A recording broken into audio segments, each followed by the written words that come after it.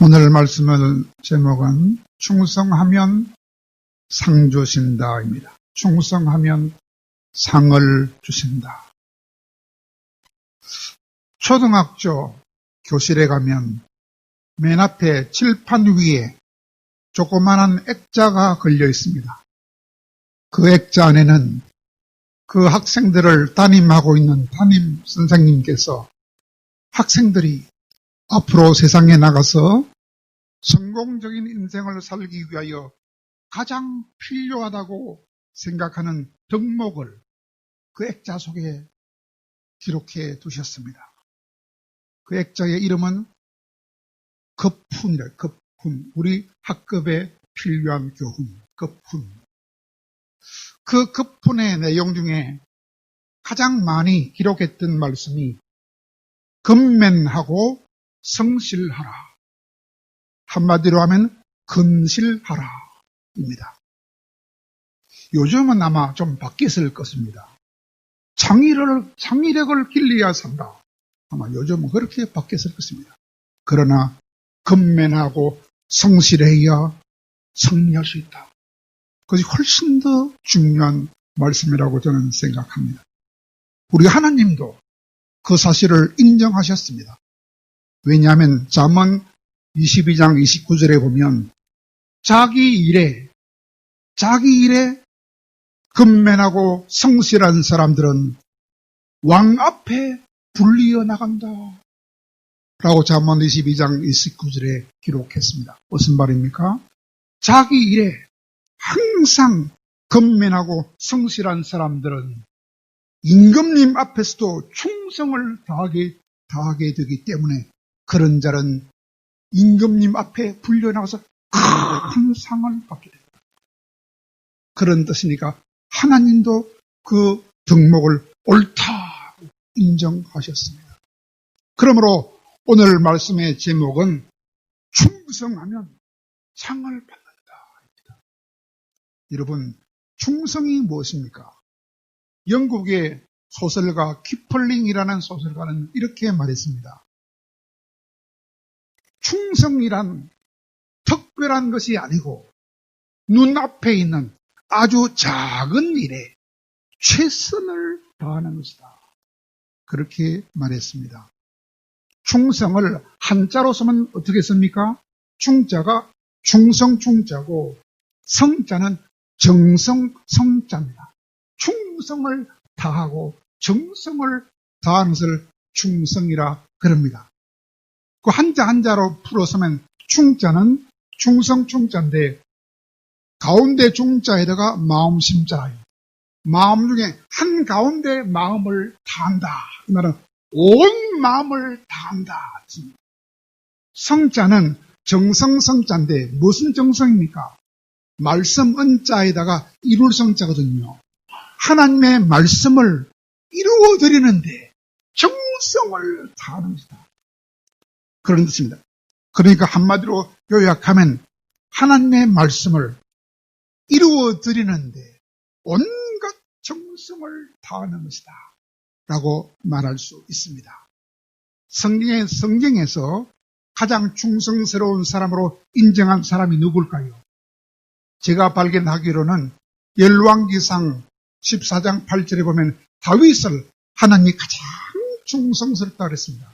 왜? 다윗이 하나님의 명령을 따라갈 때에 전심으로 따라갔다 그랬어요.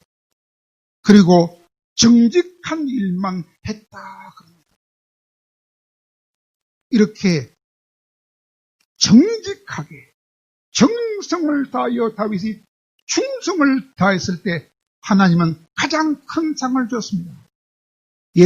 이스라엘에서 가장 위대한 왕이 되는 큰 상을 줬다고 했습니다.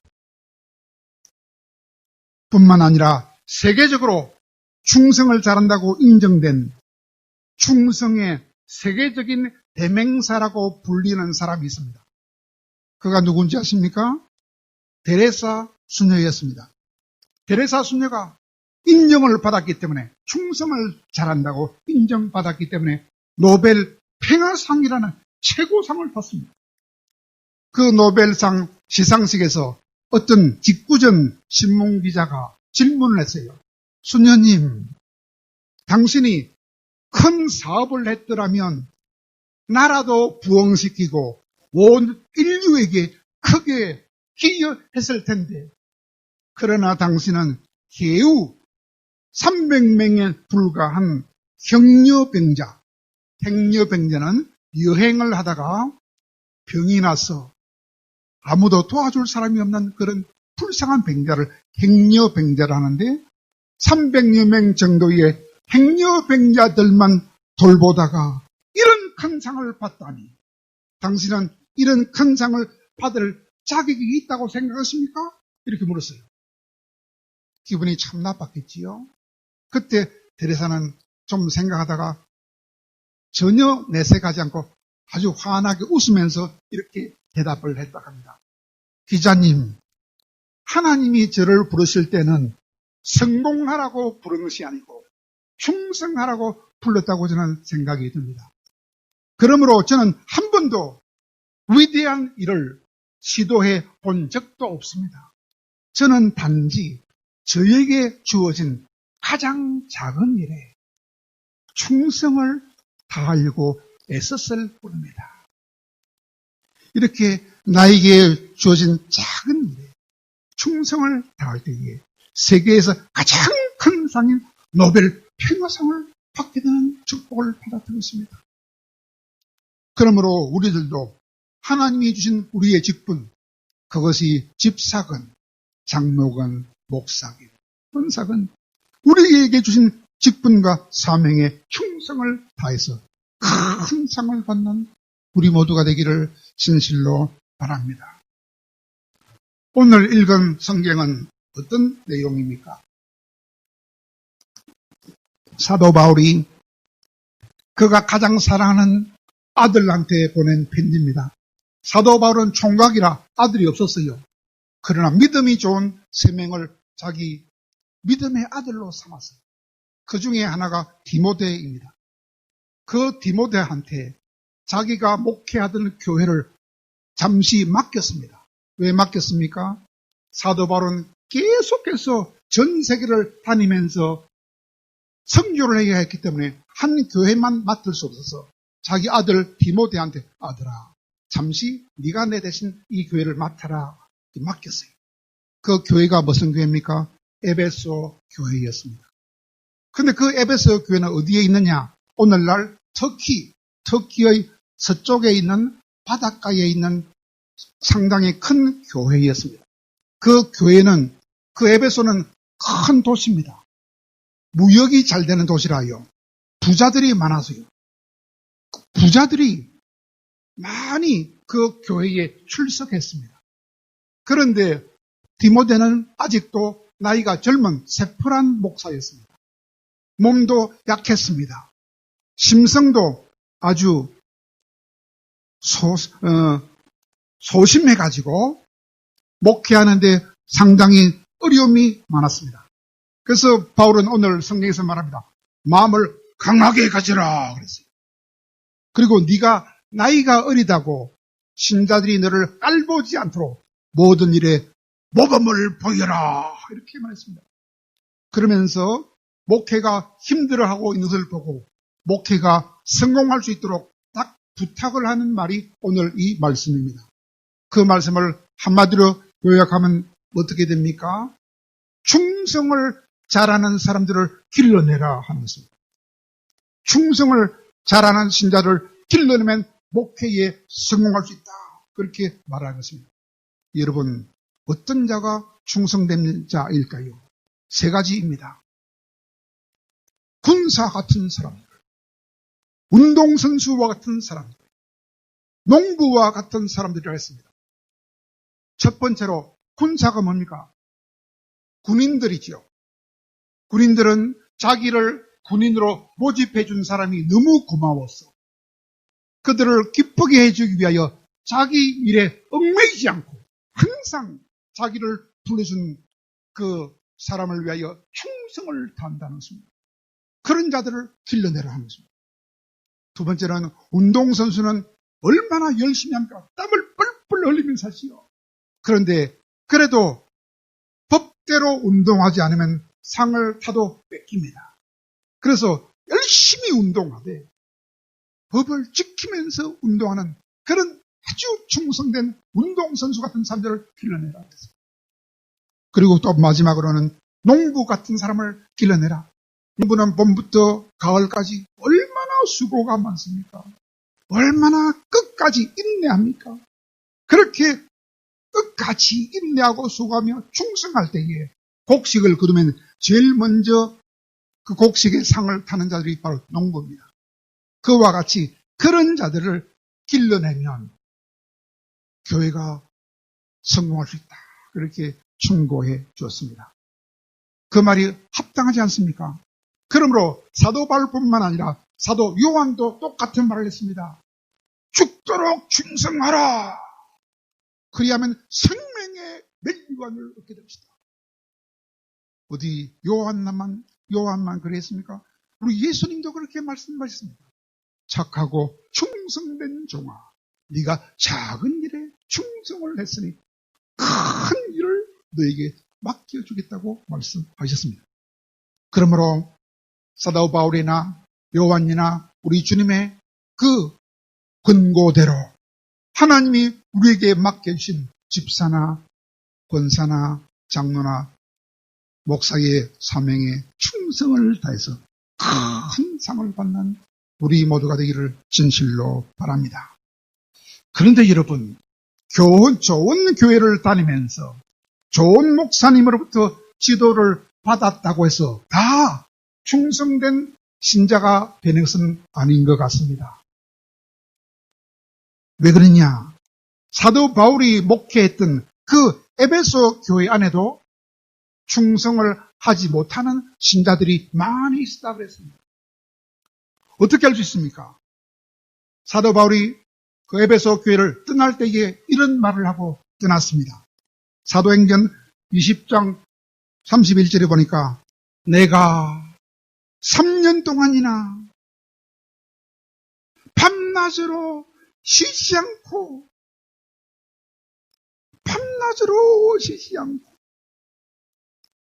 눈물을 흘리면서 너희들에게 훈계했던 것을 기억하라. 왜 그랬을까요? 3년 동안이나 밤낮으로 눈물을 흘리면서 알려주는데 말씀을 지키지 않는 자가 많다 그러고 있습니다. 충성하지 않는 자가 너무 많다고 하고 있습니다. 뿐만 아니라 사도 바울은 그가 가장 사랑했던 교회가 있습니다. 그 교회는 빌립보 교회였습니다. 왜 빌립보 교회를 가장 사랑했을까요? 사도 바울이 유럽에 들어가서 개척했던 첫 번째 교회였기 때문에, 그리고 그 교회는 헌금을 목숨 걸고 한 교회였기 때문입니다. 너무너무 사랑했지만은 그들을 향해서도 이렇게 말했습니다. 빌립보 3장 18절에서 이렇게 말했습니다. 내가 여러 번 너희들에게 이미 말을 해 주었고 지금도 눈물을 흘리면서 말하노니 아직도 너희들 중에 많은 자들이 십자가의 원수로 살고 있다 그랬습니다. 십자가의 원수로 살고 있다는 말이 무슨 말입니까? 아직도 자기 자신을 십자가에 못 박지 아니하고 아직도 자기가 펄펄하게 살아있으므로 하늘의 일을 생각하지 않고 땅의 일만 생각하면서 주님의 고난을 생각하지 않고 자기 몸의 쾌락만, 자기 몸의 편안함만 생각하면서 십자가 원수로 살고 있다. 그러므로 그들의 마지막은 멸망당하는 일밖에 없다. 그러므로 지금부터라도, 제발 오늘부터라도 충성을 다하라 라고 눈물로 호소했던 것입니다.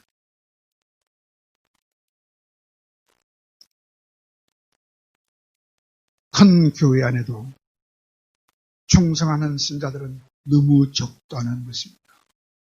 가장 훌륭한 목사 밑에 배워도 충성하는 사람은 극히 소수라는 것입니다. 그래서 우화에도 이런 우화가 있습니다. 어떤 농부가 밭을 갈 때에 소 한 마리하고 나귀 한 마리하고를 가지고 밭을 갈았는데 어느 날은 소가 꾀를 내었어요.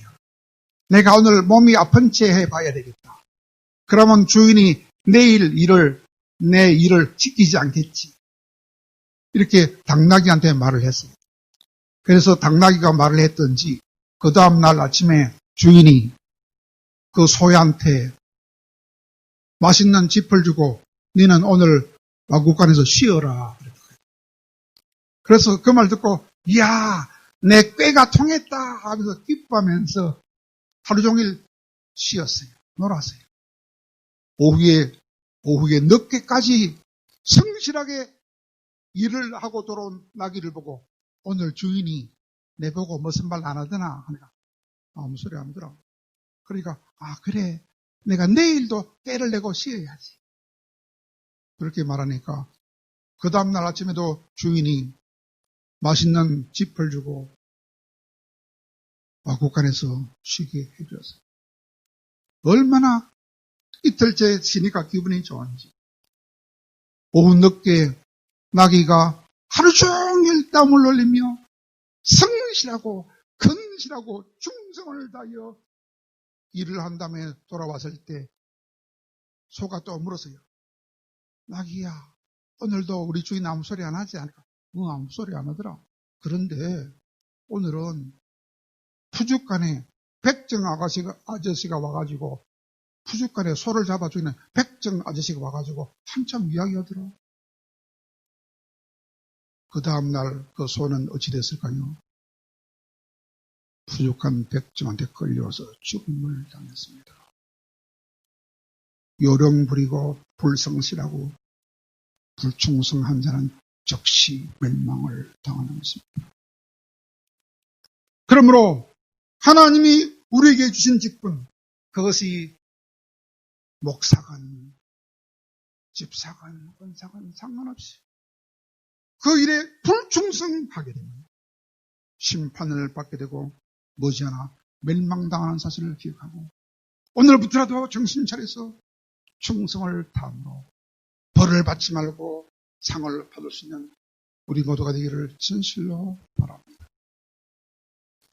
그런데 세상에는 불충성하는 자들만 있는 것이 아니고 참으로 목숨 걸고 충성하는 자들도 들어 있습니다. 그들은 하나님을 진실로 사랑합니다. 하나님만을 기쁘시게 해드리기를 간절하게 원합니다. 그리고 그 일에 최선을 다하기를 원합니다. 그런 자들은 하나님이 다 알고 계십니다. 그런 자들은 물론 당연히 합당한 큰 상을 받게 되는 것입니다. 옛날에 어떤 양을 치는 목동이 있었어요.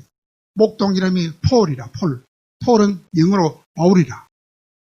바울이라는 이름을 가진 목동이 양치기가 있었는데 그가 산골짜기에서 열심히 양을 치고 있었을 때에 갑자기 모르는 사냥꾼이 나타나가지고 길을 물었어요. 내가 길을 잃었는데 가장 가까운 마을 길을 좀 알려달라. 거리가 얼마나 되느냐 물으니까 여기서 6km 정도 됩니다. 근데 길은 양들만 다니는 길이기 때문에 길이 나지 않아서 찾기가 좀 힘들 것입니다. 그렇게 말하니까 그 사냥꾼이 그래 그러면 네가 양을 여기 두고 나를 길을 좀 인도해 둬라. 그럼 내가 돈을 주겠다. 그랬어요. 그러자 그 바울이라는 폴인 양치기가 안 됩니다, 선생님. 제가 양을 여기 버려두고 가면 양들은 어리석어서 이리저리 마음대로 다니다가 늑대라도 나타나면 죽음을 당합니다. 그러니까 죄송하지만 안 되겠습니다 하고 정중하게 사양을 했다 그럽니다. 그러자 그 사냥꾼이 또 말합니다. 아니 이 양은 네 양도 아니잖아. 한 마리, 두 마리 정도 죽어도 별로 큰 일은 아니지 않느냐. 네가 길을 안내해주면 네가 1년치 봉급을 한꺼번에 주겠다. 길을 좀 안내달라. 그러니까 그 톨이란 양식이가 안 됩니다. 저는 우리 주인하고 계약을 맺었어요. 양을 잘 쳐달라. 계약을 맺었기 때문에 한 마리라도 양이 없어지면 우리 주인 마음을 크게 아프게 만듭니다. 나는 절대로 우리 주인 마음을 아프게 만들 수 없습니다. 그러므로 안 되겠습니다. 그리 말하니까 또 사냥꾼이 말합니다. 그래, 그렇다면 양은 이곳에 두고 네가 혼자 내려가서 나를 안내할 안내원 한 사람하고 내가 먹을 음식만 좀 구해달라 하니까 그것도 안 됩니다. 왜 안 되느냐? 내 양들은 주인 되는 내 음성만 들을 수 있지 어르신의 음성은 듣지 못하기 때문에 안 되겠습니다. 그리 말하니까 그 사냥꾼이 야! 그러면 네가 나를 도둑놈이라고 생각하는 거야! 하고 버럭 화를 냈다 합니다. 그러자 그 양치기가 계속해서 부드러운 말로 선생님 그게 아니고 선생님은 제가 제 주인하고 맺은 그 계약을 대단히 중요하게 나는 생각하는데 선생님은 그 계약을 별로 중요하게 여기시지 않는 것 같아서 나는 당신을 믿을 수 없어서 그럴 수 없습니다. 그리 말하니까 그 사냥꾼이 깜짝 놀라가지고 이야 오늘날에도 너같이 주인과 맺은 계약을 그렇게도 귀중하게 생각하고 근실하고 성실하고 충성스럽게 지키는 사람이 있다니 참으로 놀랍도다 하고 칭찬한 다음에 그 소년이 알려준 대로 길을 따라서 떠나버렸다 그랬습니다. 며칠 있다가 그 소년은 불려갔어요. 어디로 불려갔느냐? 왕궁으로 불려갔어요. 갔더니 그 왕이 바로 그 사냥꾼이었습니다. 왕이 어느 날 사냥을 나갔다가 길을 잃고 그 소년을 만나서 그 소년이 너무나 근면하고 성실하고 주인에 대하여 충성스러운 것을 발견하고 아들이 없던 그 왕이 내가 너를 내 아들로 삼겠다 해서 왕의 아들에 대한 엄청난 복을 받았던 것입니다. 그러므로 사랑하는 여러분 제발 오늘부터라도 지금부터라도 하나님이 나를 위하여 자기 아들을 버리신 그 엄청난 사랑을 깨닫고 그 하나님만을 기뻐하며 그 하나님만을 기뻐지게 해드리기 위하여 최선을 다하는 하나님께 충성을 다하는 귀한 여러분이 되었습니다. 하나님이 주시기 원하는 모든 상을 받으시고 하나님이 가장 주시기 원하시는 생명의 멸류관을 얻을 수 있는 귀한 여러분들이 다 될 수 있기를 간절히 바랍니다.